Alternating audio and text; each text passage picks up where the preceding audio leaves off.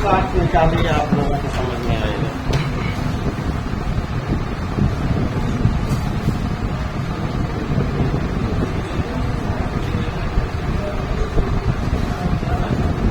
Bike चल रही हो, आया नहीं?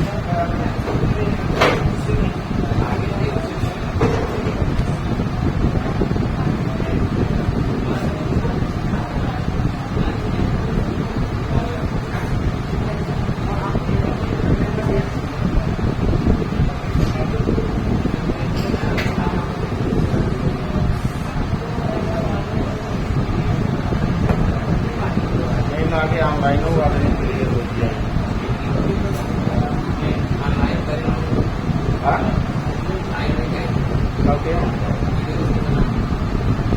लाइव नहीं है इसमें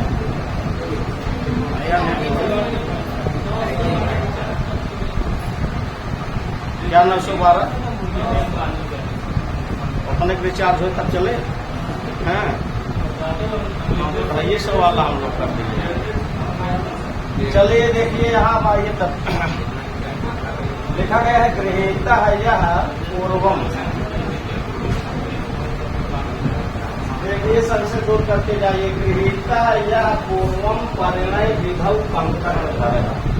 पूर्व मतलब पहले परिणय विधौ विवाह संस्कार के समय में, पहले विवाह संस्कार के समय में यह पाणी जिस हाथ को, और यहाँ लिखा है कंकड़ धरा, कंकड़ धरा मतलब कंगन धारण करने वाले, यह पाणी जिस हाथ को गृहीता मैंने ग्रहण किया था। अयम यह स एव वही, या वही पाणी हाथ है, या वही हाथ है माया लब्धा मुझे प्राप्त हुआ है, या वही हाथ है, उससे इतर कोई दूसरा हाथ नहीं है, उससे इतर कोई दूसरा हाथ नहीं है, या वही हाथ है जो हमने विवाह के समय ग्रहण किया था। समझ में आ गया। और यह पाणी कैसा है, सीता का हाथ कैसा है, यह आ जाइए। तद इतर कर औपम सुभगा, तद उस सीता के इतर दूसरे कर हाथ के, औपम मतलब समान, उसी सीता के दूसरे हाथ के समान।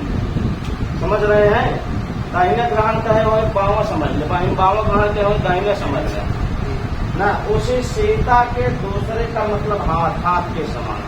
अगर यहाँ आप दूसरा अर्थ लेंगे, तद इतर कर, उससे भिन्न कर, उससे भिन्न हाथ लेंगे, तो ये समझ में उससे भिन्न, किससे भिन्न आप कह रहे हैं ना।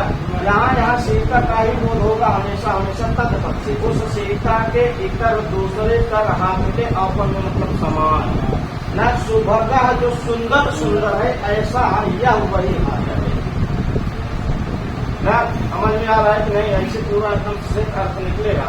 अगर उससे भिन्न कह देंगे, उससे भिन्न यानी कि सीता का हाथ विवाह के समय में ग्रहण किए थे, अब उससे भिन्न दूसरे का हाथ आ जाएगा, और दूसरे का हाथ राम को आनंद देने वाला है नहीं ना। ये पूरी पंक्ति ले लेंगे, पाणी का विशेषण हो जाएगा। तद इतर कर औपन सुभगा क्या पाणी, और केवल तत्पद का अर्थ लेंगे। ऐसे आपको लिख दिया गया शब्द आया था क्रिया,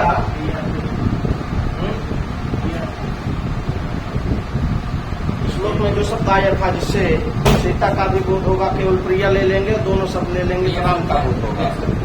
आप प्रिया सख्या ऐसे कुछ शब्द आया था, प्रिया सख्या थे ऐसे कुछ आया था। ते पद से किसका बोध हो रहा था? राम का। केवल प्रिया से बोध हो रहा था सीता का। किसका बोध हो रहा था? और प्रिया सीता का सखी कौन? राम। वहाँ श्लोक में जो आया था प्रिया सीता का सखी राम, यहाँ राम हो जाएगा। इससे पूरे दोनों पदों से राम का बोध होगा, और एक पद लेंगे सीता का बोध होगा। आप जाएंगे श्लोक संख्या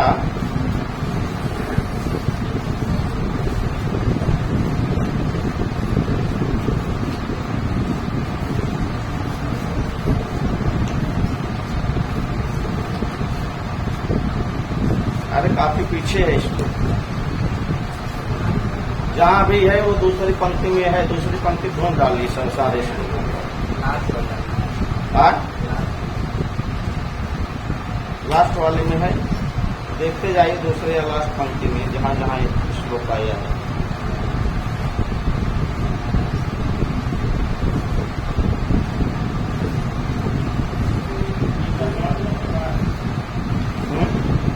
देखिए दसवां कौन सा है? अरे वो वाला आप जाइए जहाँ वो अपने सैनी शिलातल वाला श्लोक जो है, सैनी शिलातल वाले श्लोक में जाइए।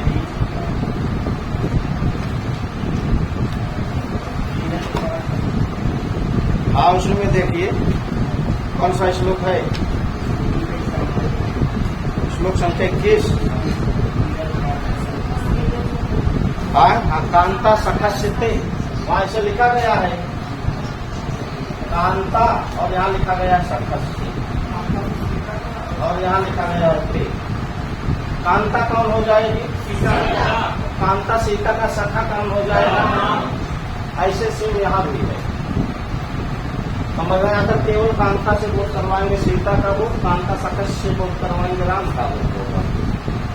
अगर पूरा वाक्य यहाँ तक ले रहे हैं तो सीता के हाथ का बोध होगा, अगर केवल तब तक ले रहे हैं तो सीता का बोध होगा। समझ में आ रहा है? एकदम से मेरी कंडीशन है कांता सखस्य, उस सीता, और हिंदी पढ़ा, हिंदी में सीधे सीधे लिखा बना, इसे कोष्टक बनाए उस सीता के दूसरे हाथ के समान, दूसरे हाथ के समान, दूसरे हाथ के समान वही लेना है, वहां तत्पर से उस सीता का ही बोध होगा। ऐसा लग रहा है जैसे जो हमने ग्रहण किया था विवाह संस्कार के समय, उसी सीता का दूसरा हाथ मुझे स्पर्श कर रहा है। समझ में आ रहा है? वहां तत्पर से हमेशा हमेशा उसी का बोध होगा, और ना जाए जैसे समझ के आया। और नहीं तो आप इस राइटर की नहीं और किसी राइटर की किताब उठाइए जिसमें पूरा शब्दार्थ दिया हो एक एक शब्दों का। इसमें श्लोक संख्या कौन सा था हम लोग जो कल पढ़े थे? 40।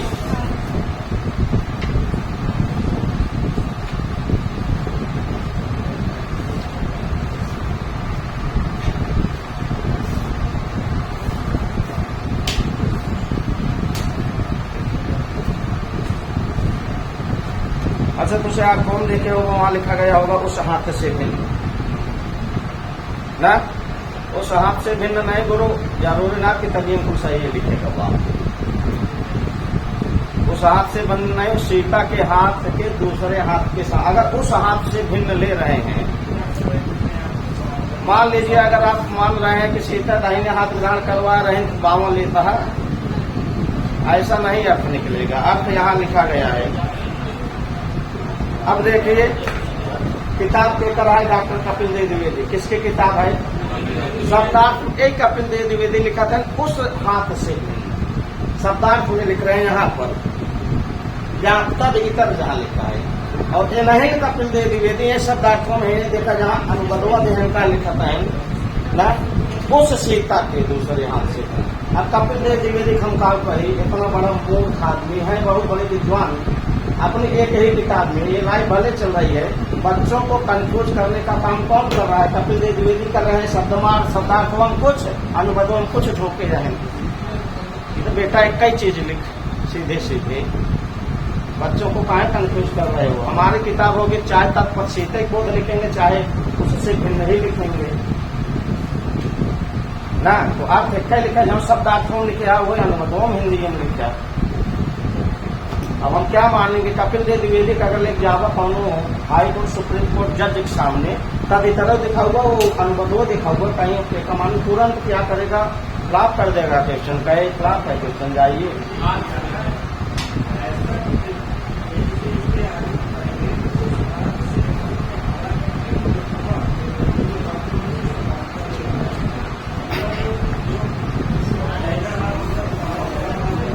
अब जो होगा हम शब्दार्थ भी आपको दिखा दें, अब आपको जो मानना है मानिए ना।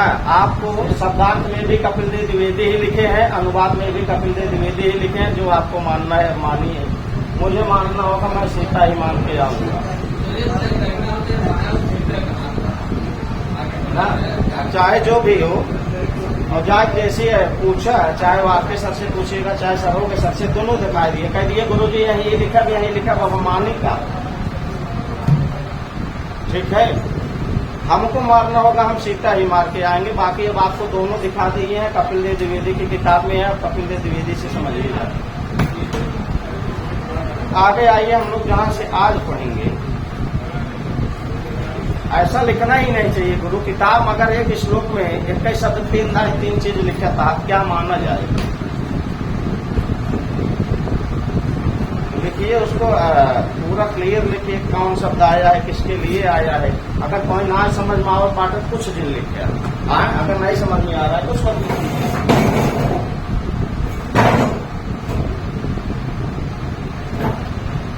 ऐसे एक किताब न संस्कृत जगह में लेकर डॉक्टर कपिल देव द्विवेदी न मिले तो कुल किताब मिले थे, मतलब चाहे जो भी किताब लेंगे।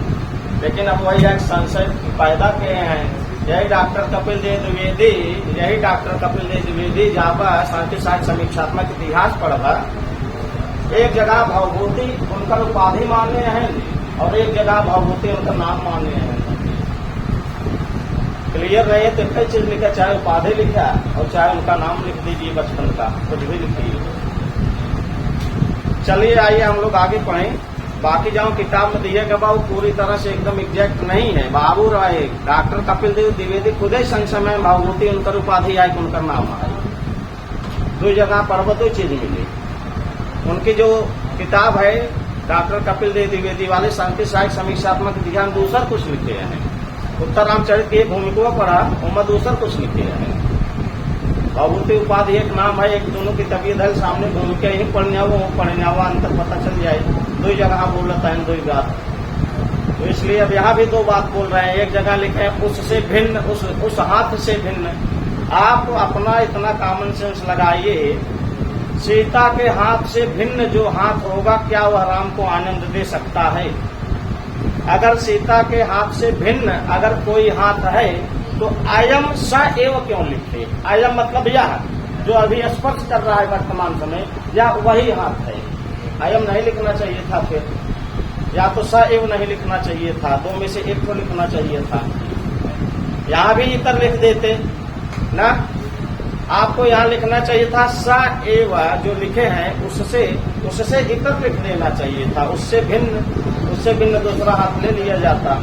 एक जगह कह रहे हैं यह वही हाथ है और एक जगह कह रहे हैं उससे भिन्न हाथ है। अरे ये कौन सी बात है? एक जगह आप ही कह रहे हैं यह वही हाथ है और एक जगह कह रहे हैं उससे भिन्न। अब उससे ही भिन्न समझे कि वही समझे? दोनों में क्लियर हो रहा है कि नहीं क्लियर हो रहा है? और इसको जान लीजिए, जो श्लोक में लिखा गया है वही मान्य होगा और जो है शब्दार्थों अपने मन से लिखा है ये मान्य नहीं होगा। श्लोक में लिखा गया है अयम यह स एव वही हाथ है, जिसको हमने विवाह के समय ग्रहण किया था। जो श्लोक में लिखा गया वही मान्य होगा ना। जो श्लोक है वो भवभूति के द्वारा लिखा गया है, जो है शब्दार्थों बने लिखा गया वही हम अपने भाषा में लिखे हैं। समझ में आ रहा है? जो भवभूति के द्वारा लिखा गया वही मान्य होगा। तो आप यह एक बार कह रहे हैं या वही हाथ है, एक बार कह रहे हैं उससे भिन्न ना। बाकी ये तर्क वितर्क का समय है, तर्क वितर्क आप इसमें खूब कर सकते हैं। बड़े बड़े विद्वानों से जाकर के तर्क वितर्क करिए, सर इसको क्या माने, इसको हम वही हाथ माने या तो उससे भिन्न हाथ माने। हाँ हाँ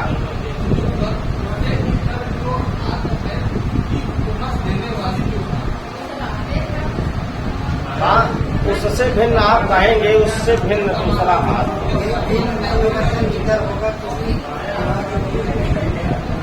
आप जैसे करें वैसे अर्थ केवल सिद्ध होगा।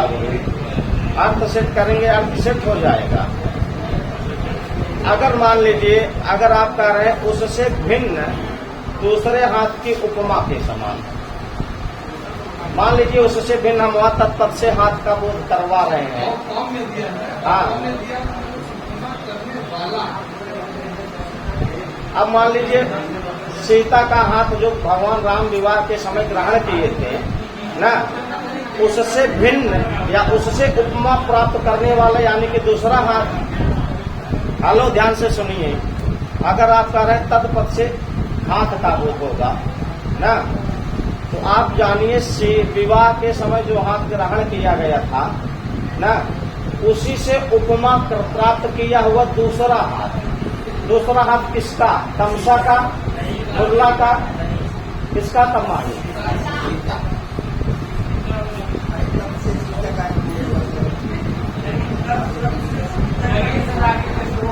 गुरु मैं आपको अच्छी तरह से बता दूं, यहाँ तक पर कोई काट नहीं सकता, सीता का बोध नहीं होगा, सीता का ही बोध होगा। बाकी वहाँ जो कपिल देव द्विवेदी लिखे हैं तद इतर उससे भिन्न हाथ करेंगे तो सीता के हाथ का बोध नहीं होगा, और सीता का हाथ ही राम को सुख देने वाला है, बाकी और किसी का नहीं।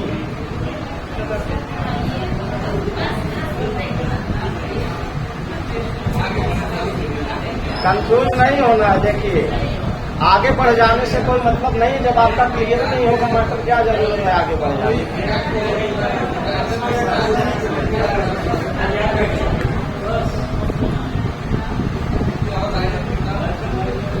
अब जा करके आपको कपिल देव द्विवेदी के अलावा एक बार और किसी की किताब पढ़नी है, और हमें तो लगता है और किसी राइटर की किताब पढ़ने से बढ़िया जा करके कोई साहित्याचार्य हो, इलाहाबाद यूनिवर्सिटी में चला जाए जो साहित्याचार्य हो, व्याकरणाचार्य दिन पूछना है भाई मरे ही। यूनिवर्सिटी में जाएंगे, अलग अलग विषय के अलग अलग विद्वान हैं, साहित्य के अलग है, दर्शन के अलग है, व्याकरण के अलग है, ये बहुत बड़ा साहित्याचार्य हो नहीं पूछ के आया ना। अगर उससे भिन्न आप हाथ कर रहे हैं, उससे भिन्न हाथ किससे भिन्न हाथ मैं मानूं, अथवा अगर आपको क्लियर होता सीता दाहिने हाथ हिमाए रहे, बावा हाथ हिमाए रहे, हाँ दाहिना हाथ भिन्न बावा हाथ लेता है, समझ में आ रहा है।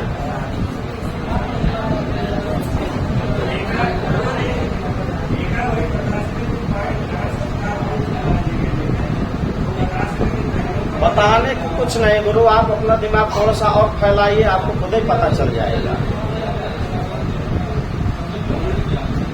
अभी आपका दिमाग केवल कहाँ तक जा रहा है जानते हैं? हेलो, आपका दिमाग वहां तक जा रहा है जहाँ कपिल देव द्विवेदी शब्दार्थवा लिख दिए, तद इतर उससे भिन्न। इसके आगे दिमाग पहुंचे पाए तो हार से एक आगे जो दिन पहुंच जाओ वही दिन समझ जाओ, बस इतर बोध हो बाकी तो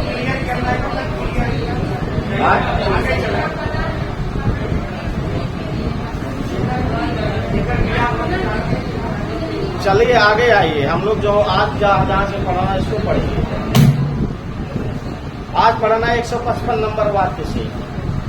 इसके पहले वाले श्लोक में आप देख के आए हैं, लवली लताई वाला श्लोक हो गया है ना। भगवान राम क्या करते हैं फिर? इति ग्रहण करते हैं, इसे आंखिए मूल का आनंद प्राप्ति होत बाटे, सीखता हाथ ऐसे पकड़े कोशिश करता है। समझ में आ रहा है? श्लोक वाला समझ में आया होगा कल वाला ना। आगे देखिए 155 नंबर का वाक्य। सीता सीता कहते हाधिक आर्य पुत्र स्पर्श मोहिता या प्रमादो में समृद्धा। कौन कह रहा है? लास्ट में लिखा गया है प्रमादो में समृद्धा, मैं प्रमादा समृद्धा, मुझसे प्रमाद हो गया। कौन कह रहा है? हाँ, मुझसे प्रमाद हो गया, मुझसे भूल हो गई। बन गया हाधिक हाय धिक्कार है। आर्य पुत्र स्पर्श मोहिता या न, आर्य पुत्र के स्पर्श से मोहिता या मोहित हो जाने के कारण, आर्यपुत्र के स्पर्श से मोहित हो गई है सीता, मोहित हो जाने के कारण मैं प्रमाद न समृद्धा, मुझसे प्रमाद हो गया, मुझसे क्या हो गया? मुझसे भूल हो गई। आर्यपुत्र के स्पर्श में मोहित हो गई है सीता। अभी आप इसके पहले एक तो श्लोक पढ़ के आए हैं, श्लोक नहीं वो पढ़ के आए, गद्य वाला ऐसा पढ़ के आए हैं, सीता का हाथ चिपका जा रहा है, पढ़ के आए हैं ना। वाक्य संख्या मैं आपको बता दूं, वाक्य संख्या 151। वाक्य संख्या 151 में क्या कहा गया था? आप शर्तम इच्छा मैं यहाँ से हटना चाह रहा हूँ। ये गुना चिल्प में संभाव सौम्य शीतले आर्यपुत्र स्पर्शेन, यही पकड़ लीजिए। आर्यपुत्र स्पर्शेन, आर्यपुत्र के स्पर्श से लास्ट में एकदम चले जाइए। आसंजित एवं में अग्रहस्ता है, मेरे हाथ का अग्रभाग मानो चिपका सा जा रहा है ना। आर्यपुत्र के स्पर्श से मेरे हाथ का अग्रभाग मानो चिपका सा जा रहा है, सीता कह रही थी। तब वही यहाँ भी कह रहे हा धिक्कार है मुझे धिक्कार। आर्य पुत्र स्पर्श, आर्य पुत्र के स्पर्श से मोहिता या मोहित हो जाने के कारण प्रमाद हमें समृद्धता, मुझसे प्रमाद हो गया, मुझसे क्या हो गई, बहुत बड़ी भूल हो गई, मुझसे बहुत बड़ी गलती हो गई, बन गया। नीचे आ जाइए, लिखा गया रामचंद्र जी कहते हैं सखी वासंती आनंद मिलित, क्या लिखा गया है, आनंद मिलिता प्रिया स्पर्श साध्वसेन परवान अस्मिना में हलंत हो जाएगा, वहां से अ निकल आएगा। सखी वासंती आनंद मिलिता है प्रिया स्पर्श साध्वसेन परवान अस्म, न में हलंत कर दीजिए न। रामचंद्र जी कह रहे हैं सखी वासंती, हे सखी वासंती आनंद मिलिता, आनंदेन मिलिता, आनंद मिलिता तृतीय तत्पुरुष समास होगा यहाँ न। आनंद मिलिता, आनंद मेरी आंखें आनंद के कारण बंद हो गए, मिलित मतलब निमीलित बंद हो गई हैं न। मिलित पद का अर्थ है निमीलित मतलब बंद होना। आनंदेन आनंद के कारण मिलिता मेरी आंखें बंद हो गई हैं। इसके पहले रामचंद्र जी की आंखें बंद हुई हैं कि नहीं न। आंखें बंद करके क्या कर रहे हैं, सीता का हाथ पकड़ते हैं। सीता यहीं कहीं है, सीता हमारा स्पर्श कर रही है, आंख बंद करके उनको आनंद की प्राप्ति हो रही है, उनका हाथ पकड़ रहे हैं सीता का। बन जाएगा आनंद मिलिता मतलब आनंदेन मिलिता, आनंदेन आनंद के कारण मिलिता मेरे आंखें बंद हो रही हैं। कौन कह रहा है, रामचंद्र जी। यहाँ तृतीय तत्पुरुष समास भी होगा, आनंदेन मिलिता, आनंद के कारण मेरी आंखें बंद हो रही हैं। और प्रिया स्पर्श, प्रिया के स्पर्श से उत्पन्न साध्वसेन बेचैनी से, घबराहट से, उद्वेग से परवान अस्मि में पराधीन हो गया हूँ। परवान अस्मि मतलब पराधीन, अस्मि मतलब हूँ न, मैं पराधीन हो गया हूँ, मैं परवान हो गया हूँ। परवान अस्मि मैं पराधीन हो गया हूँ न। प्रिया स्पर्श, प्रिया सीता के स्पर्श से उत्पन्न साध्वसेन घबराहट से, बेचैन, साध्वसेन मतलब घबराहट, बेचैनी, उद्वेग। प्रिया के स्पर्श से उत्पन्न जो साध्वस है, जो घबराहट है, उस घबराहट से परवान अस्मि में पराधीन हो गया हूँ। कौन कह रहा है ना। हाँ, साध्वस पद का अर्थ घबराहट ले लीजिए, साध्वस मतलब बेचैनी। प्रिया के स्पर्श से उत्पन्न जो बेचैनी है, उस बेचैनी से मैं क्या हो गया हूँ, परवान अस्मि पराधीन हो गया। बन गया। कौन कह रहा है, राम कह रहे हैं। हे सखी वासंती आनंद मिलिता, आनंद के कारण मेरी आंखें बंद हो गई हैं।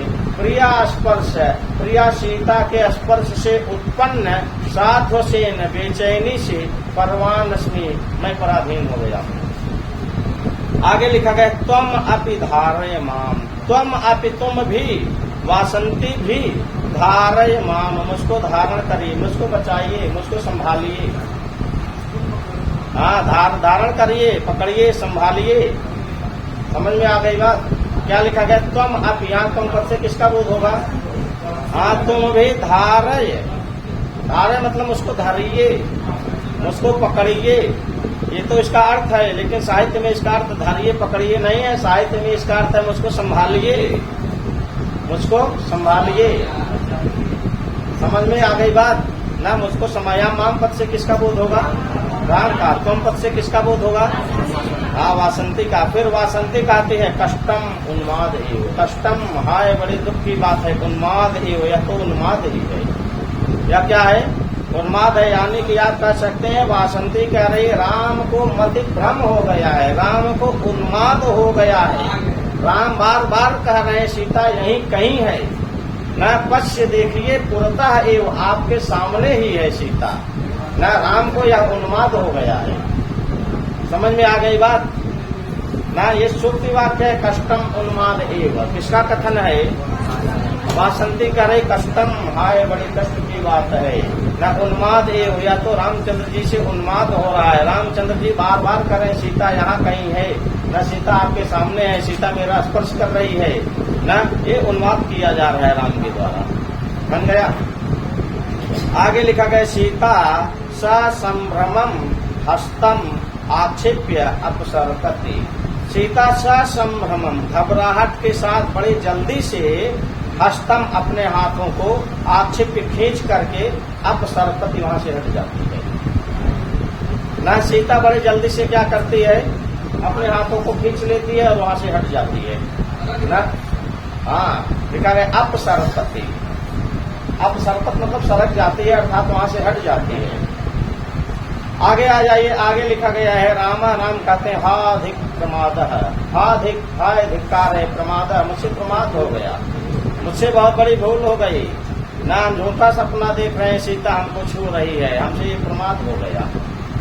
समझ में आ गया, क्योंकि है तो वास्तव में सीता, स्पर्श भी वास्तव में है सीता का, लेकिन गंगा जी के प्रभाव के कारण राम केवल क्या सीता का स्पर्श महसूस कर पा रहे हैं, देख कुछ नहीं पा रहे हैं।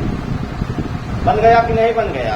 तब यहाँ लिखा गया आगे, बहुत बढ़िया श्लोक है आर्य छंद में। श्लोक बहुत बढ़िया है, बहुत सरल है। पढ़िए एक बार सब लोग, पढ़िए लक्षण सहित। यस्या पादे प्रथमे द्वादश मात्रस्तथा द्वितीये। पढ़िए। अपना छंद बा यगण मगड़ जगड़ तगड़ भाले न जानो तो छंदवा कम से कम रख लिया। तो याद बा भूल गया तो भूलने के क्या रीजन बा, बार बार न पढ़ना, यही भूलने का रीजन है, बाकी कोई रीजन नहीं है। जितनी बार पढ़वा उतना याद हो। भूलने का केवल मात्र एक ही रीजन है और कुछ नहीं है। आप उसको बार बार पढ़िए, अपने आप रख जाएगा। श्लोक पढ़िए। करपल्लवः सतस्या सहसैव जड़ो जड़ात् परिभ्रष्टः।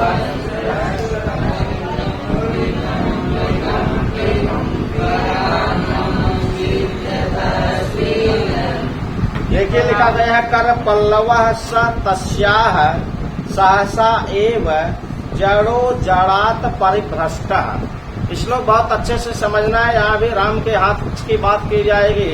राम के हाथ से सीता का हाथ छूट रहा है, इसी का वर्णन होगा इसमें। लिखा गया है करपल्लवः स तस्याः सहसैव, यहाँ संधि हो रही है, सहसा एव जड़ः जड़ात् परिभ्रष्टः।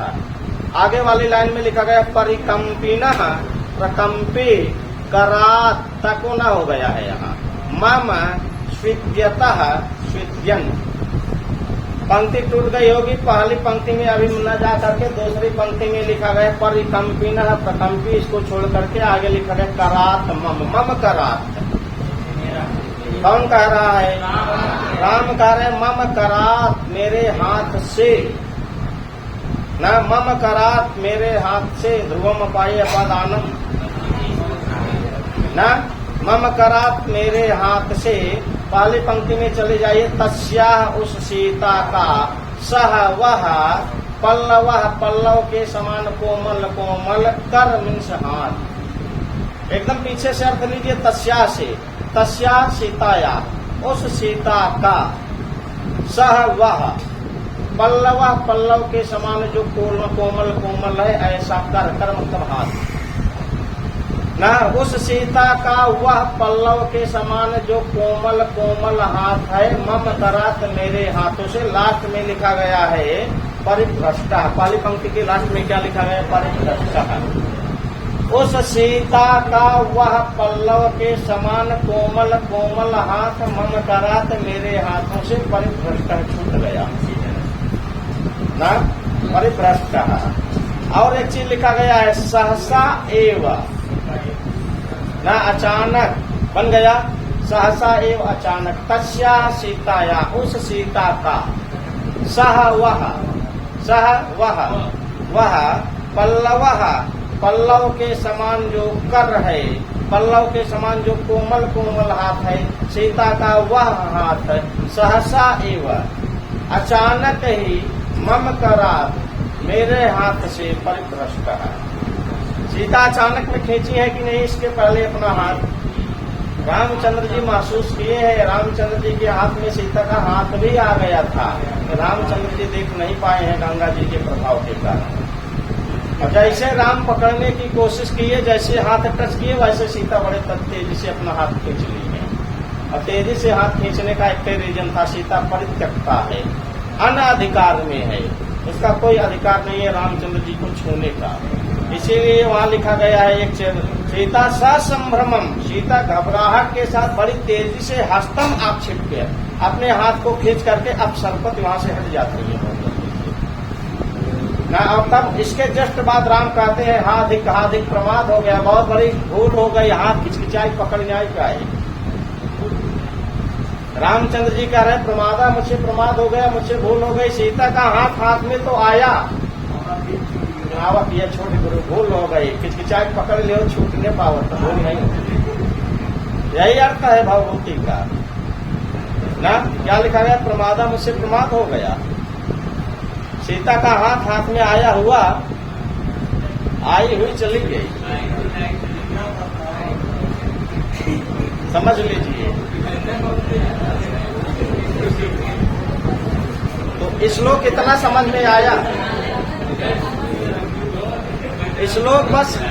श्लोक जितना पढ़ाना था ये हो गया, श्लोक इतना ही था, बाकी विशेषण विशेष जोड़ना है। सीता का हाथ कैसे है और रामचंद्र जी का हाथ कैसा था।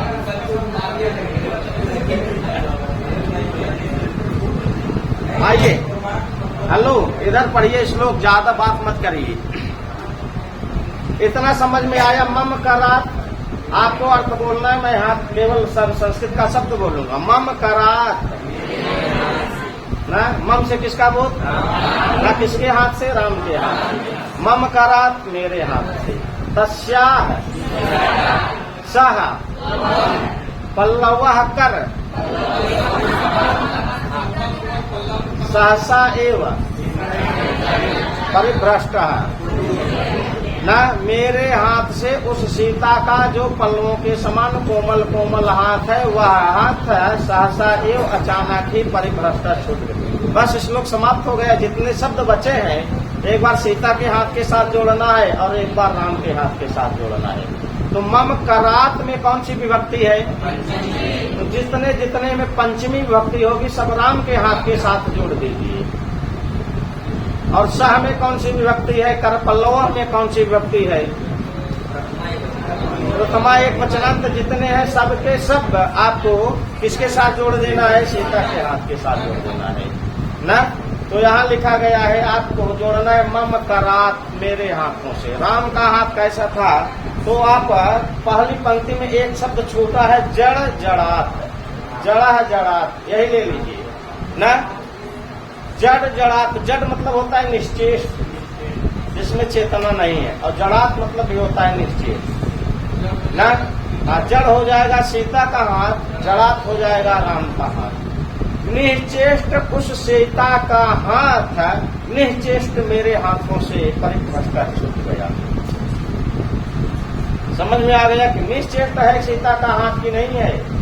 सीता के हाथ, सीता का हाथ भी जब हृदय ललाटे स्पृशति हुआ है, तो सीता का हाथ भी प्रिय राम के स्पर्श से मानो चिपका जा रहा है, वहां से हटना रहा है। सीता के अंदर इतनी हिम्मत नहीं हाथ वहां से हटाया जाए ना। हिम्मत ये क्यों नहीं है? हमारे शोक के कारण बहुत दिन के बाद सीता मिली है। राम का दुख देखने के बाद राम को स्पर्श कर दिए हैं, तो राम सीता का हाथ मानो वहीं चिपका जा रहा है, हट नहीं रहा है। महसूस करेंगे तब उत्तर रामचरित समझ में आएगा आपको ना। जड़ मतलब निश्चेष्ट, जिसमें किसी प्रकार की चेतना नहीं है, ऐसा सीता का हाथ जड़ात निश्चेष्ट मम करात, मेरे हाथ से परिभ्रष्ट छूट गया। बन गया कि नहीं बन गया? जड़ जड़ात, जड़ किसका हाथ? सीता का। जड़ात किसका हाथ? निश्चेष्ट सीता, उस सीता का हाथ निश्चेष्ट मेरे हाथों से परिभ्रष्ट अच्छी तरह से छूट गया। बन गया कि नहीं बन गया? पहली पंक्ति पूरी क्लियर हो गई होगी ना। क्या लिखा गया? तस्या सीताया, उस सीता का सह वह हाथ है। कौन हाथ? जो जगह था ना, उस सीता का जगह निश्चेष्ट सह वह हाथ है। और कैसा हाथ? कर पल्लवा, जो पल्लव के समान कोमल कोमल है, उस सीता का वह हाथ है। जगह जो निश्चेष्ट है, उस सीता का वह हाथ है। मम करात ना, मम मेरे, जड़ात करात, निश्चेष्ट हाथ से परिभ्रष्ट छूट गया। बन गया, सबसे बन गया कि नहीं? अब दूसरी पंक्ति में आ जाइए, लिखा गया है परिकंपिनः प्रकंपी। दो विशेषण है, एक सीता के साथ जुड़ेगा और एक राम के हाथ के साथ जुड़ेगा ना। यहाँ परिकंपिनः में कौन सी विभक्ति है?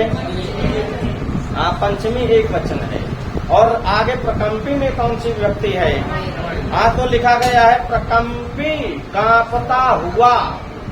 प्रकंपी कांपता हुआ उस सीता का हाथ परिकंपिनः अच्छी तरह से कांपते हुए मेरे हाथ से परिभ्रष्ट छूट गया।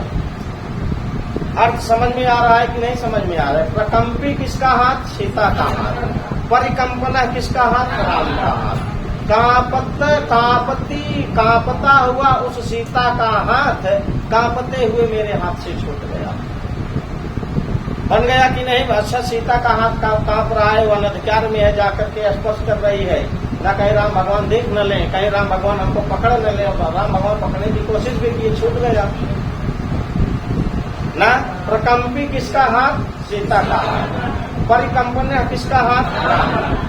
कांपता हुआ उस सीता का हाथ न कांपते हुए मेरे हाथ से परिभ्रष्ट छूट गया। बन गया कि नहीं बन गया? प्रकंपी तस्या उस सीता का, प्रकंपी कांपता हुआ, सह वह हाथ क्या हो गया है? मम करात मेरे हाथों से छूट गया। मेरा हाथ कैसा है? परिकंपिना है, जो अच्छी तरह से कांप रहा है ऐसा मेरा हाथ। तस्या उस सीता के प्रकंपी कांपते हुए सह उस हाथ से परिभ्रष्ट छूट गया। बन गया कि नहीं बन गया? आगे एक विशेषण और बचा है लास्ट में, स्विद्यतः लिखा गया। अस्विद्यन, स्विद्यन सीता का हाथ ना। स्विद्यन मतलब पसीने से युक्त, पसीने से युक्त उस सीता का हाथ स्विद्यतः पसीने से युक्त मेरे हाथ से परिभ्रष्ट छूट गया ना। स्विद्यतः किसका हाथ? राम का हाथ। स्विद्यन किसका हाथ? बन गया कि नहीं बन गया? स्विद्यन कांपता हुआ तस्या उस सीता का सह वह हाथ न। और स्विद्यतः पसीने से युक्त मम करात मेरे हाथों से परिभ्रष्ट है न। पसीने से युक्त उस सीता का हाथ पसीने से युक्त मेरे हाथ से छूट गया। बन गया कि नहीं बन गया? और निश्चेष्ट उस सीता का हाथ निश्चेष्ट मेरे हाथों से छूट गया। कांपता हुआ उस सीता का हाथ कांपते हुए मेरे हाथों से छूट गया। और छूटा कैसे? सहसा एवं न, अचानक एकाएक। पूरा श्लोक बन गया होगा। एक शब्द आपसे ऐसा है जो न बना हो। पहली पंक्ति में एक बार फिर से जाइए। तस्या सीताया, उस सीता का सह वह, सह वह पल्लव कर, पल्लव के समान कोमल कोमल हाथ न। जो पल्लव के समान कोमल कोमल हाथ है, सह वह हाथ। वह हाथ किसका है? तस्या सीताया, उस सीता का पल्लव के समान कोमल कोमल वह हाथ मम करात मेरे हाथ से परिभ्रष्ट छूट गया न। उस सीता का हाथ कैसा था? जड़ा न, जो निश्चेष्ट है न। जड़ात निश्चेष्ट मम करात मेरे हाथों से न। जो जड़ा है वह सीता का हाथ, जो जड़ात है वह मेरा हाथ है। निश्चेष्ट जिसमें किसी प्रकार की चेतना नहीं, ऐसा सीता का हाथ निश्चेष्ट मेरे हाथों से छूट गया न। प्रकंपी कांपता हुआ उस सीता का हाथ प्रकंपिनः कांपते हुए मम करात मेरे हाथों से छूट गया। स्विद्यन पसीने से युक्त तस्याः उस सीता का सह वह हाथ स्विद्यतः पसीने से युक्त मम करात मेरे हाथों से परिभ्रष्टा अच्छी तरह से छूट गया। बन गया कि नहीं बन गया? ना क्या लिखा गया? कर पल्लव सतस्या सहसैव जडो जडात परिभ्रष्टः परिकंपिना प्रकंपी करान मम स्विद्यतः स्विद्यन ना। यहाँ पहली पंक्ति में तस्या पद से किसका बोध ना? कर पल्लवा से किसका बोध हो रहा है? सह का। और सह से किसका बोध होगा? सीता के हाथ का ना। सीता का वह हाथ मेरे हाथों से छूट गया। बन गया? और आप बताइए, सहसा एवं अचानक ही छूट गया। जड़ा किसके हाथ का विशेषण है? सीता के हाथ का। जडात किसके हाथ का विशेषण है? राम के हाथ का। परिभ्रष्टा पद का अर्थ क्या है? घोषणा। ना नीचे आ जाइए, परिकंपिना किसका हाथ? राम का, क्योंकि परिकंपना में कौन सी विभक्ति? पंचमी, और मम करात में भी पंचमी ना, तो मम में षष्ठी, करात में मम करात मेरे हाथों से ना। और प्रकंपी, प्रकंपी किसका हाथ? सीता का हाथ ना। प्रकंपी कांपता हुआ वह सीता का हाथ है। परिकंपिना कांपते हुए मम करात मेरे हाथों से परिभ्रष्टा छूट गया। स्विद्यता किसका हाथ? राम का। स्विद्यन किसका हाथ? पसीने से युक्त उस सीता का हाथ पसीने से युक्त मेरे हाथों से छूट गया। बन गया, पूरा अर्थ बन जाएगा। तो मम पद से किसका बोध होगा? दूसरी पंक्ति में किसका हाथ किसके हाथ से छूट गया ना? कौन कह रहा है? रामचंद्र जी कह रहे हैं। कोई दिक्कत नहीं होगी श्लोक में। और पहली पंक्ति में तस्या से सीता का बोध हो जाएगा न। निश्चेष्ट उस सीता के हाथ से, जो कर पल्लव के समान है, जो कोमल कोमल सीता का हाथ है न, वह सीता का हाथ जड़ा है, निश्चेष्ट है, और वह निश्चेष्ट सीता का हाथ निश्चेष्ट मेरे हाथों से छूट गया। प्रकंपी कांपता हुआ उस सीता का हाथ परिकंपनियां कांपते हुए मम करात मेरे हाथों से छूट गया। स्विद्यन न पसीने से युक्त तस्या उस सीता का सह वह हाथ है, क्या हो गया? स्विद्यता, पसीने से युक्त मम करात मेरे हाथों से परिभ्रष्टा छूट गया। बन जाएगा अर्थ। अर्थ बन जाएगा तो पूरा आपका आर्य छंद है, काव्यलिंग अलंकार है, उपमा अलंकार भी है यहाँ पर ना। कौन सा अलंकार है? हाँ, उपमा अलंकार भी है यहाँ पर। हाँ, कर पल्लवा में आपका उपमित कर्मधारय समास है। कर पल्लवा में अगर केवल लेंगे उपमित कर्मधारय समास भी है वहाँ पर, उपमा अलंकार भी है वहाँ पर। वहाँ लिख लीजिए, बाकी पीछे किताब में दिया भी गया होगा, वहाँ से भी लिख लीजिएगा, नहीं तो वहाँ टोला कर लीजिए पीछे में जहाँ दिया गया होगा। कर पल्लवा में उपमित कर्मधारय समास ना। उपमा अलंकार भी है। छंद पूछेगा क्या मारेंगे? आर्य छंद है ना। पूरे श्लोक को लेंगे तो काव्यलिंग अलंकार होगा आपका। आगे आ जाइए, आगे हम लोग देखेंगे 159 नंबर का वाक्य। 159 नंबर का वाक्य लिखा गया, सीता सीता कहती हाधिक अद्यापि अनुबद्ध बहु पूर्णमान वदनम, वेदनम है, वेदनम न संस्थापयामि आत्मानम न। टूट गया, हाधिक अद्यापि अनुबद्ध बहु पूर्णमान वेदनम न संस्थापयामि आत्मानम। यहाँ न संस्थापयामि को अभी छोड़ दीजिए, लिखा है अद्यापि अनुबद्ध बहु पूर्णमान वेदनम ऐसा आत्मानम। कौन कह रहा है? पीछे से अर्थ लीजिए, आत्मानम अपने आप को न संस्थापयामि, मैं स्थिर नहीं कर पा रही हूँ, मैं स्थापित नहीं कर पा रही, मैं अपने आप को संभाल नहीं पा रही हूँ। कौन कह रहा है? सीता कह रही, मैं अपने आप को न संस्थापयामि, मैं अपने आप को स्थापित नहीं कर पा रही हूँ, मैं अपने आप को स्थिर नहीं कर पा रही हूँ, मैं अपने आप को संभाल नहीं पा रही हूँ। बन गया आत्मानम। आत्मानम से सीता का बोध होगा। सीता करे आत्मानम, अपने आप को न संस्थापयामि, मैं संभाल नहीं पा रही हूँ। अच्छा, आत्मानम का विशेषण लिखा गया आगे, अद्यापि अनुबद्ध बहु पूर्णमान वेदनम ऐसा आत्मानम। क्या लिखा गया? अद्यापि, आज तक भी, अनुबद्ध, अनुबद्ध मतलब विद्यमान, अनुबद्ध मतलब लगातार न, आज तक निरंतर लगातार बहुपूर्णमानम अत्यधिक कांपने वाली वेदनम वेदना से युक्त आत्मानम अपने आप को।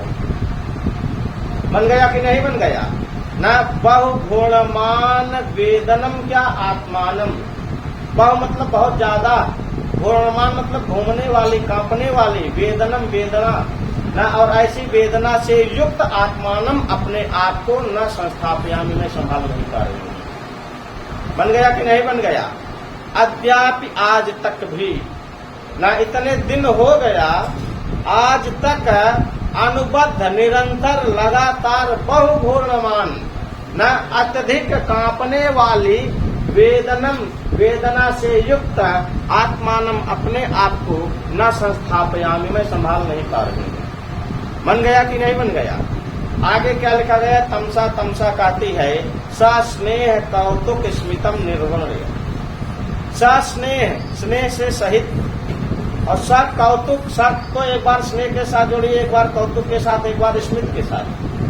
सा स्नेह, स्नेह के सहित, सा कौतुक, कौतूहलता के साथ, सा स्मित, मुस्कुराहट के साथ है, निर्वर्ण्य देख करके ना, निरुपसर्ग लगा है और वर्ण ये धातु हो जाएगी ऋष प्रत्यय प्लस लेप लगा है आपका, निर्वर्ण्य बन जाएगा ना। तो निर्वर्ण्य मतलब हो जाएगा अच्छी तरह से देख करके, बन गया। तो सा स्नेह, स्नेह के साथ, सा कौतुक, कौतुकता के साथ, सा स्मित, मुस्कुराहट के साथ है, निर्वर्ण्य देख करके। रामचंद्र जी, अब आप बताइए, इसके पहले रामचंद्र जी की आंखें बंद है कि नहीं? सीता के स्पर्श का आनंद ले रहे हैं कि नहीं आंखें बंद करके ना? अब आंख खोल करके देख करके, अब देख करके भगवान राम क्या कर रहे हैं। बहुत गजब का श्लोक है, उपजाति छंद है। कौन सा छंद है? उपजाति छंद है। श्लोक को पढ़िएगा सब लोग। छंद का लक्षण पढ़िए एक बार।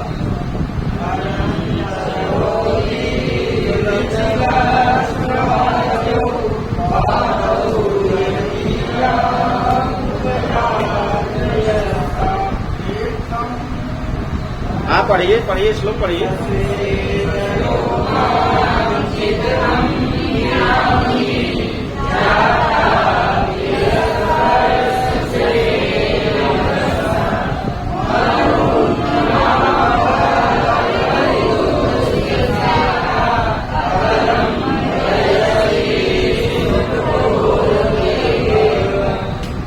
फिर से पढ़िए। सश्वेत रोमांचित कंपितांगे जाता प्रियस्पर्श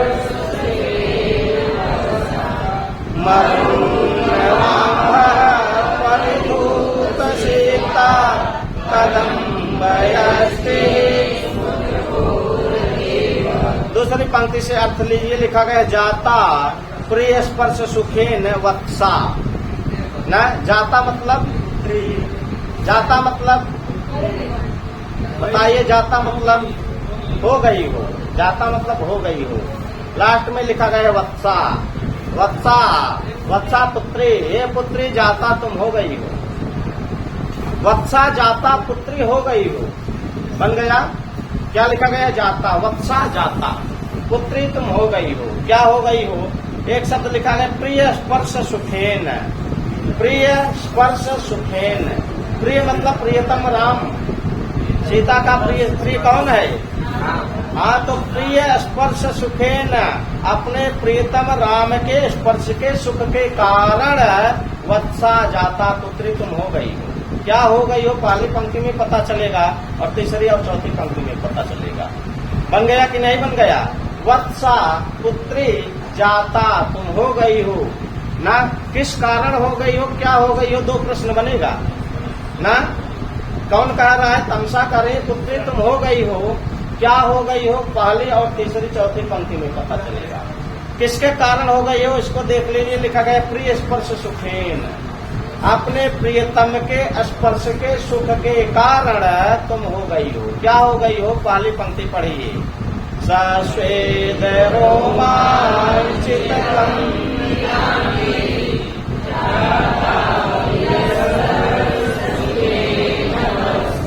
सश्वेत अलग कर लीजिए, रोमांचित अलग कर लीजिए, कंपितांगी अलग कर लीजिए। न हे पुत्री, अपने प्रियतम के स्पर्श के कारण सश्वेद, श्वेद मतलब और सश्वेद मतलब अपने प्रियतम के स्पर्श के कारण तुम पसीना पसीना हो गई, पसीने से युक्त हो गई हो। यही लिखा गया है गुरु, यही समझ के जाना है आपको। अभी आपको और समझ में आएगा। अभी तो ये एक अर्थ समझा रहा हूँ। अब तीसरी पंक्ति में जाएगा, ये तीनों को एक साथ जोड़ देंगे। सश्वेद को, रोमांचित को, कंपितांगी को एक साथ जोड़ देंगे तो ऐसा लग रहा है जैसे तुम कदम की यष्टि हो गई हो। अभी तीनों को एक साथ जोड़ेंगे तो ऐसा लग रहा है जैसे तुम कदम की छड़ी हो गई हो। तीनों को जोड़ेंगे तभी कदम यष्टि बनेगी, नहीं तो नहीं। बन गया। तो सा स्वेद मतलब पसीने से युक्त हो गई हो। हे पुत्रे प्रिय स्पर्श सुखेन, अपने प्रियतम के स्पर्श के सुख के कारण तुम सस्वेद पसीने से युक्त हो गई हो। आगे लिखा गया रोमांचित, क्या लिखा गया? हाँ, रोमांच से युक्त हो गई हो। हे पुत्री, अपने प्रियतम के स्पर्श के कारण तुम रोमांच से युक्त हो गई हो। देखा बदलनी चल रहे हैं, रोमांच से युक्त माता बोला ही ना पाई है क्लास में क्वेश्चन।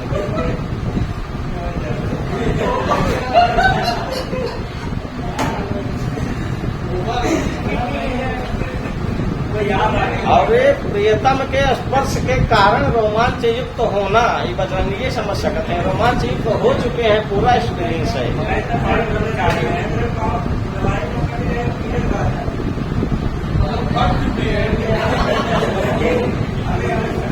श्लोक का शब्दार्थ भी समझ आ रहा होगा, श्लोक का भाव भी समझ में आ रहा होगा। अभी दो पंक्तियों को, ऊपर की दो पंक्तियों को,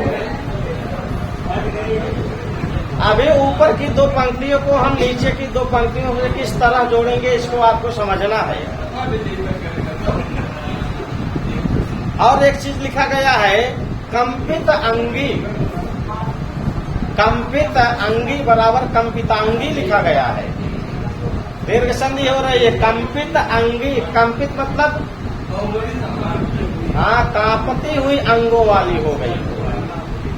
कांपती हुई अंगों वाली हुई है कि नहीं? सीता घबरा करके अपने हाथों को खींची है बहुत तेजी से। बन गया। ए पुत्री प्रिय, क्या लिखे? प्रिय स्पर्श सुखे न, अपने प्रियतम के स्पर्श के सुख के कारण। अच्छा आप बताइए, सीता जब राम का स्पर्श की है, उनको सुख की प्राप्ति हुई है कि नहीं हुई है? आनंद की प्राप्ति हुई है कि? आनंद की प्राप्ति हुई है, इसीलिए आसंजित ही हुआ। इसीलिए मेरे हाथ का अग्रभाग मानो चिपका सा जा रहा है। अगर आनंदित नहीं होती सीता, सुख की प्राप्ति सीता को नहीं होती, तो मानो चिपका नहीं जाता। करे मानो कोई वज्र का लेप लगा दिया हो, हमारा हाथ उसी में चिपक गया है, ऐसा लग रहा है। 151-52 नंबर का वाक्य देखिए।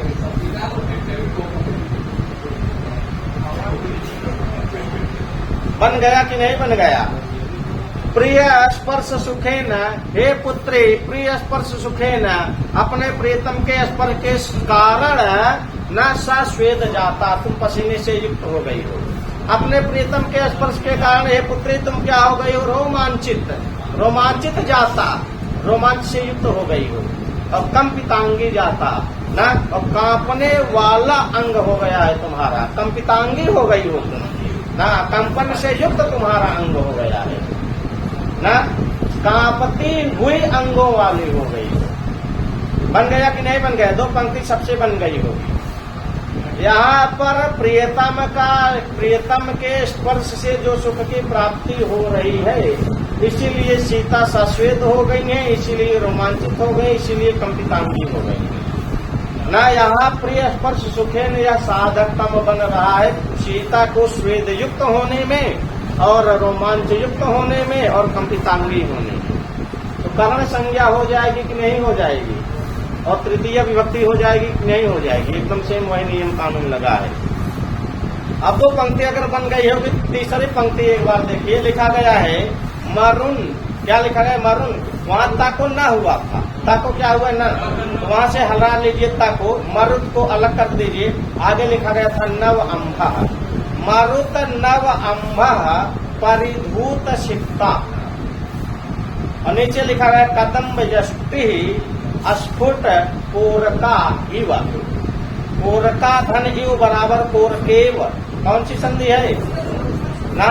तो हे पुत्री और तुम क्या हो गई हो? कदम्ब यष्टि, यष्टि मतलब हाँ डाली, छड़ी ना। कदम्ब यष्टि, कदम्ब की डाली हो गई हो, कदम्ब की छड़ी हो गई हो। हे पुत्री प्रिय स्पर्श सुखे न, अपने प्रियतम के स्पर्श के सुख के कारण कदम्ब यष्टि जाता, कदम्ब की यष्टि हो गई हो, कदम्ब की डाली हो गई हो, कदम्ब की छड़ी हो गई हो। अब वो कैसे हो गई? नियत समझेगी बात, कैसे कदम छड़ी हो, पसीने से युक्त हो गई। देखा बदरंगी बहुत अच्छे समझ में आई, और जौन समझाई बात वही ना समझाता है। कदम की डाली कैसे हो गई है सीता? अब यही तो समझना है आपको। अब कौन से लिख के समझाऊंगा? श्लोक बहुत गजब का है। यहाँ कदम की डाल सीता को कहा है कदम की छड़ी, कैसे सीता कदम की छड़ी हुई?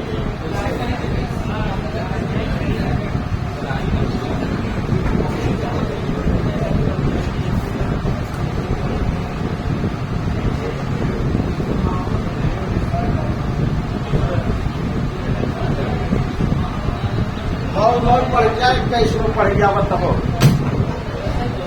पहले वाले में सीता किससे किससे युक्त हुई है? सब श्वेत एक, इसको अलग। दूसरा क्या हुई है? तीसरा क्या हुई है? कंपितांगी। कंपितांगी तीन विशेषण दिया गया। सीता कैसी कैसी हो गई है? श्वेत से युक्त हो गए, रोमांच से युक्त हो गए, कांपती हुई अंगों वाले हो गई। ये सब हो काहे रहा है? प्रिय स्पर्श सुखे यहाँ लिख दीजिए, तो विशेषण भी वहां लिखा गया है प्रिय स्पर्श। ये सब क्या हो रहा है? प्रियतम के स्पर्श के सुख के कारण हो रहा है ना। चौथी पंक्ति में कहा जा रहा है कदम की यष्टि हो गई हो। क्या कहा जा रहा है? क्या लिखा गया आपका? कदम यष्टि। कदम यष्टि मतलब कदम की डाली हो गई, कदम की छड़ी हो गई। तीसरी पंक्ति का अर्थ देखिए, एक बार लिखा गया है वहां पर मारुत नव अंबा परिभूत सिक्ता ना। इसको कोई लिख देगा?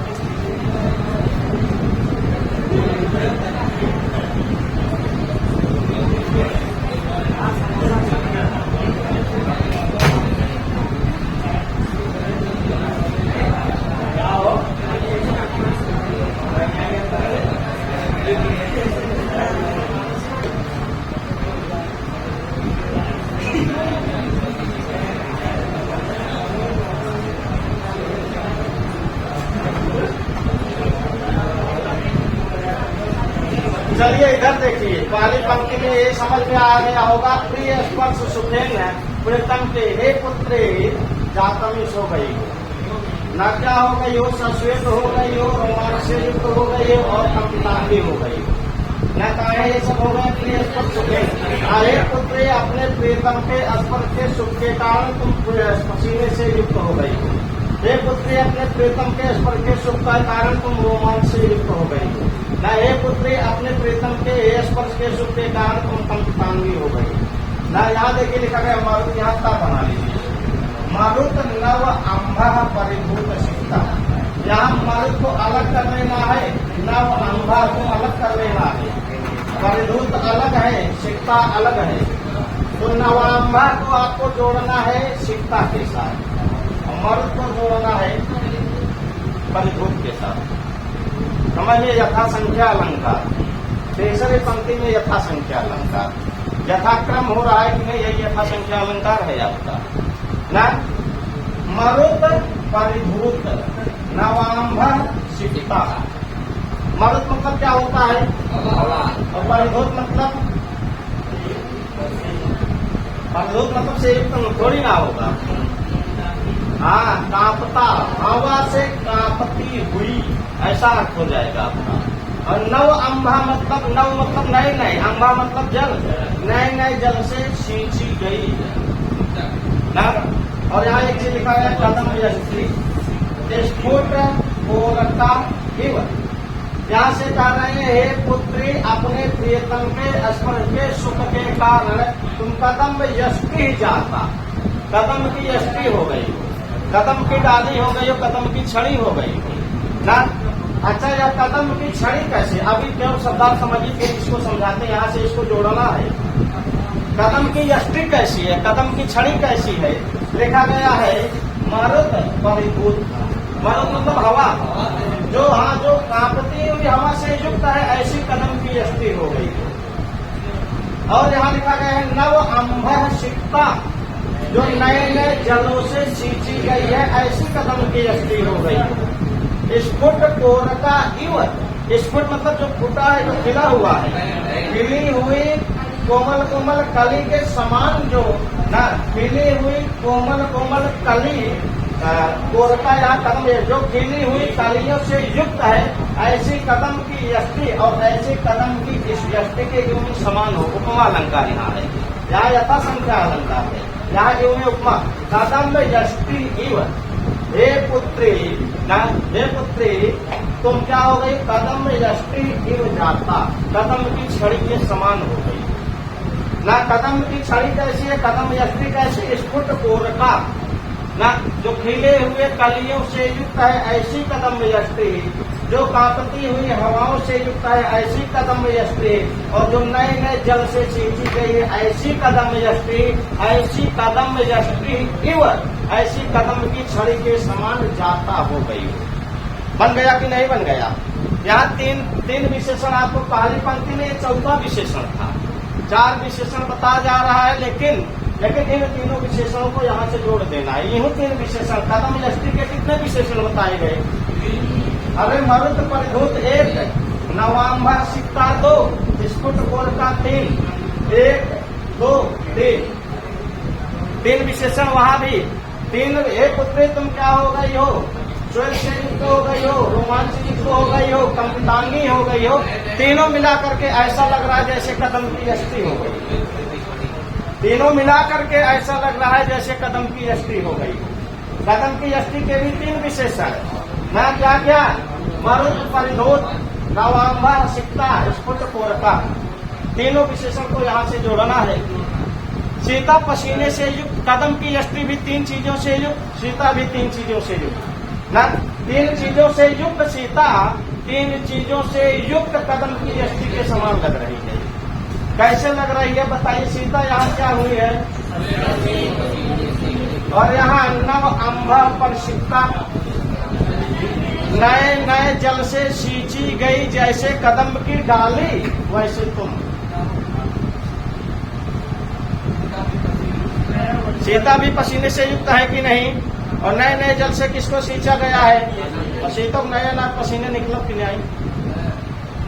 वहां तक दिमाग पहुंचाइए। सीता के पहले पसीने निकले रहा जब तक राम का छुए रहे, और जब राम हाथ पकड़े कोशिश करें, तुरंत सीता पसीने पसीने हो गए कि नहीं, घबराहट साथे भागे कि नहीं?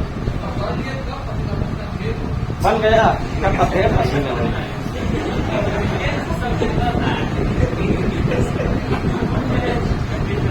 ये समय लाइक कर दिए, खाली भाविक लगे डायरेक्ट। अब एक बार कैमरा ऐसा लगे, यहाँ दिखा तो वहां दिखा डायरेक्ट। अब समझ में आया कैसे कदम की यष्टि हो रही। 3 चीजों से युक्त सीता, 3 विशेषणों से युक्त सीता और 3 विशेषणों से युक्त कदम की यष्टि के समान लग रही है। यानी कि नए नए जल से सींचा गया है कदम का यष्टि, और पसीने से युक्त है सीता ना। हे सीता तुम ऐसी लग रही हो जैसे नए नए जल से सींची गई कदम की छड़ी। समझ में आ गया कि नहीं? दूसरा वाला ले लीजिए। यहाँ क्या लिखा गया है? रोमांचित। रोमांचित से आप ले सकते हैं कलित ना। रोमांचित मतलब अच्छा रोमांच हुए, मतलब सीता खिली हुई है इस समय ना। तो लिखा है स्फुट कोरका, जैसे खिली हुई कलियों से युक्त कदम की यष्टि है, इसी तरह तुम रोमांचित हो गई हो अपने प्रीतम के स्पर्श के कारण। तो ऐसा लग रहा है जैसे खिली हुई कलियों से युक्त कदम की यष्टि हो। हाँ हाँ, हम तो देखे ना जो भी हो, अर्थ समझ में आ रहा है। 3 विशेषण कैसे जोड़ा जाएगा? हाँ, सीता किससे युक्त है ना? तो यहाँ लिखा है स्फुट कोरका, सीता भी रोमांच है, सीता भी खिली हुई है। और यहाँ क्या लिखा है? खिली हुई कलियों के समान ना। स्फुट कोरका, कोरका मतलब कली ना, स्फुट मतलब खिला हुआ, खिली हुई कलियों के समान जैसे कदम यष्टि लग रही हो। हे सीता, तुम रोमांच से युक्त हो और रोमांच से युक्त होने के बाद ऐसा लग रहा है जैसे खिली हुई कलियों से युक्त कदम की यष्टि हो। सीता भी रोमांचित है, सीता भी खिली हुई है और कदम की यष्टि में क्या किया है, स्फुट को रखा है, खिली हुई कलियों से युक्त ये भी है। अभी तीनों मिलाने के बाद ही सीधा कदम की यष्टि होंगी। अभी तो मैं वैसे बताते चल रहा हूँ कदम की यष्टि ना। और एक चीज लिखा गया है यहाँ पर कंपितांगी। सीता भी कांप रही है कि नहीं, डर बिनाते घबरा करके। और यहाँ भी लिखा गया है मारुत परिधो, हवा से कांपता, मतलब कांपना, उड़ना, हवा से कांपता हुआ जैसे कदम की यष्टि, ठीक उसी प्रकार कांपती हुई तुम ऐसी लग रही हो जैसे कदम की यष्टि ना। अब सीता, आप देखिए तीन विशेषण को साथ में जोड़ दीजिए, सश्वेत, रोमांचित और कंपितांगी ना। ये सीता का विशेषण था। तीन विशेषण, मरुत परिधोत, नव अंधा सीता, स्फुट बोलना, ऐसी कदम की यष्टि। तीनों को जोड़ने के बाद कदम की यष्टि लग रही है सीता ना। जैसे नए नए जल से सींचा हुआ ना और हवाओं से कांपता हुआ खिले हुए कलियों से युक्त कदम की यष्टि है, ठीक उसी प्रकार पसीने से युक्त रोमांचित और कंपितांगी होने के बाद तुम कदम की यष्टि के समान लग रहे हो। अब समझ में आया कि नहीं समझ में आया? तीनों विशेषण को एक बार सीता के साथ अलग अलग, इन तीनों विशेषणों को कदम यष्टि के साथ अलग अलग जोड़ दीजिए। अलग अलग जोड़ने के बाद तीनों को एक साथ जोड़ने के बाद इसको तीनों को एक साथ जोड़ के ना, जैसे या कदम की यष्टि कैसी कांपती हुई हवा से युक्त है ना, नए नए जल से सींची गई है ना, खिले हुए कलियों से युक्त है ना। जिस तरह यह कदम की यष्टि हवाओं से कांपते हुए हवाओं से युक्त है, नए नए जल से सींची गई है, खिली हुई कलियों के समान कलियों से युक्त है न, इसी कदम यष्टि के समान तुम भी पसीने से युक्त हो, रोमांच से युक्त हो और कांपती हुई अंगी वाली हो। तो ऐसे लग रहा है जैसे कोई कदम की यष्टि हो, कोई कदम की छड़ी हो, वह नए नए जल से सींची गई हो न, और हवा के कारण उड़ रही हो और क्या हो रही हो, खिली हुई कलियों वाली हो। बन गया कि नहीं बन गया? तीनों विशेषण शुद्ध उपमा अलंकार है, शुद्ध उपमा अलंकार है ना। रोमांच से युक्त सीता भी और कांपते हुई है क्या, रोमांच से युक्त सीता और कलियों से खिली हुई कलियों के समान कौन, कदम यष्टि। हे सीते, हे पुत्री, कांपती हुई तुम ऐसी लग रही हो जैसे खिली हुई कदम की यष्टि। हे सीते, पसीने से युक्त तुम ऐसी लग रही हो जैसे नए नए जल से सींची गई कदम की यष्टि ना। हे सीते, रोमांच से युक्त होने के कारण तुम क्या लग रही हो, खिली हुई कलियों से युक्त लग रही, जैसे खिली हुई कलियों से युक्त कदम की यष्टि। और यहाँ कांपती हुई तुम ऐसा लग रही हो जैसे मरुत परिधोत ना, हवा से कांपता हुआ कदम की यष्टि। जैसे कांपती हुई हवा से कांपती हुई कदम यष्टि, वैसे तुम कंपितांगी होने के बाद लग रही हो। कांपती, हे पुत्री, कांपते हुए अंगों वाली तुम ऐसा लग रही हो जैसे हवा से कांपता हुआ कदम की यष्टि। बन गया कि नहीं बन गया? अच्छे से बन रहा है। श्लोक उपमा अलंकार है, शुद्ध उपमा अलंकार है ना। प्रिय स्पर्श सुखे न, प्रियतम के स्पर्श के कारण हे पुत्री न क्या हो गई हो, तुम सश्वेत हो गई हो। हे पुत्री, पसीने से युक्त होने के बाद तुम ऐसा लग रही हो जैसे नए नए जल से सींची गई कदम की यष्टि ना। प्रियतम के स्पर्श के सुख के कारण तुम रोमांचित सी हो गई हो। रोमांचित होने के बाद तुम ऐसा लग रही हो जैसे स्फुट कोरका, खिली हुई कलियों के समान, क्या खिले हुए कलियों से युक्त कदम की यष्टि हो, ऐसी कदम यष्टि के समान लग रही हो ना। अपने प्रियतम के स्पर्श के सुख के कारण तुम क्या हो गई हो, कांपती हुई अंगों से युक्त हो गई हो। कांपती हुई अंगों से युक्त होने के बाद हे पुत्री, तुम ऐसा लग रही हो जैसे जैसे हवा से उड़ता हुआ कदम यष्टि हो ना। हवा से कांपता हुआ जैसे कदम की डाली, उसी कदम की डाली की समान तुम लग रही हो। समझ में आ गया कि नहीं समझ में आ गया?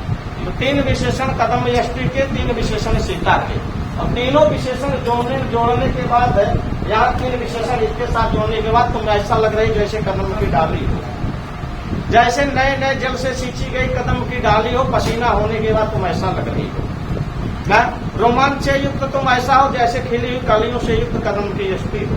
न कांपती हुई अंगों वाली तुम ऐसा प्रतीत हो रहा है जैसे हवा से हिल रही है क्या कदम की यष्टि।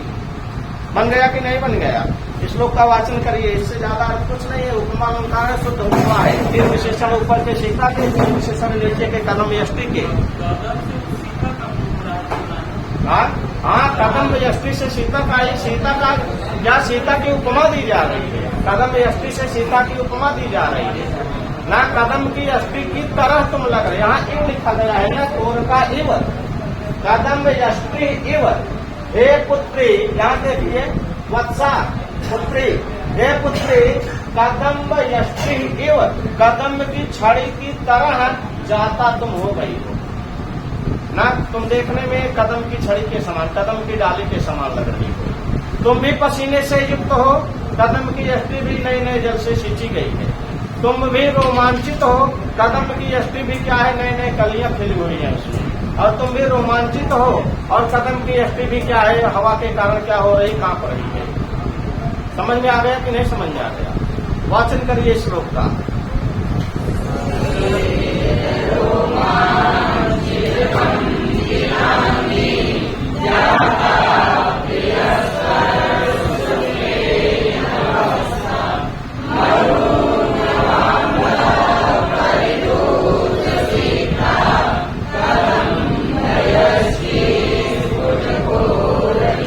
अलंकार पूछा जाएगा तीसरी पंक्ति में यथा संख्या।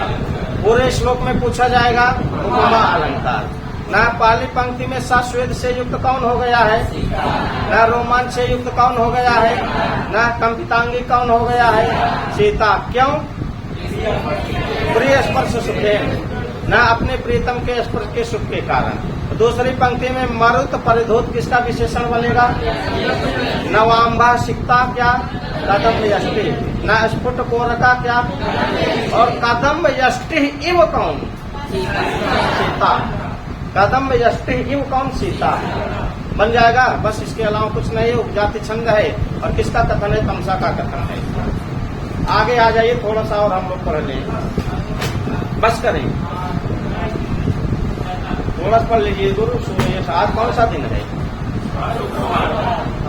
कल समाप्त नहीं होगा, कल छुट्टी है। इतना अभी तो गुरु 2-3 दिन लगेगा, कम से कम 3 दिन लगेगा। छुट्टी नहीं रहेगी, कहाँ छुट्टी रहेगी? चलिए अब इसके आगे कल ही पढ़ते हैं।